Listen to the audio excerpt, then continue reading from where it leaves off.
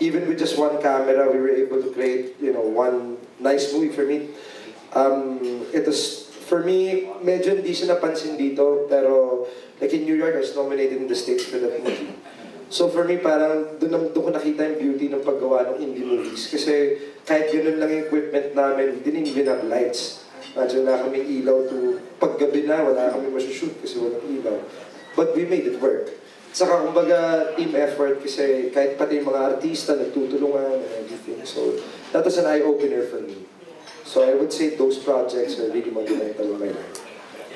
Okay, Jake, speaking of indie films, do you see yourself also working behind the camera, like as a producer or a director? Feeling ko ako, for me, actually, kaya alam mo sa asking me this question yesterday, I don't see myself as a director, really. I see myself as a writer. Okay. Either a writer or producer.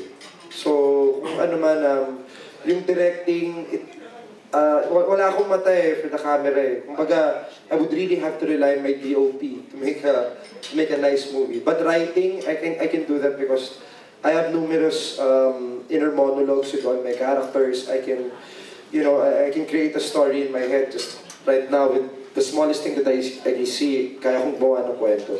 So for me, maybe writing, and I think the logical step for me after studying in New York, sana I can study writing, di ba? Kahit dito, kasi we have very good writers here in ABS-CBN. If I can just do a workshop under them, that would be really good for me. Okay, any more questions, guys? I guess that's it. Jake, would you like to thank everyone for coming and of course promote Bench? Yes. You're leaving for New York and for... May racket ka pa sa Indonesia. May Indonesia pa kami with Jessie, with DCMM. Maraming salamat po ulit sa lahat ng naitulong sa akin, sa ikaw lamang. Maraming salamat na...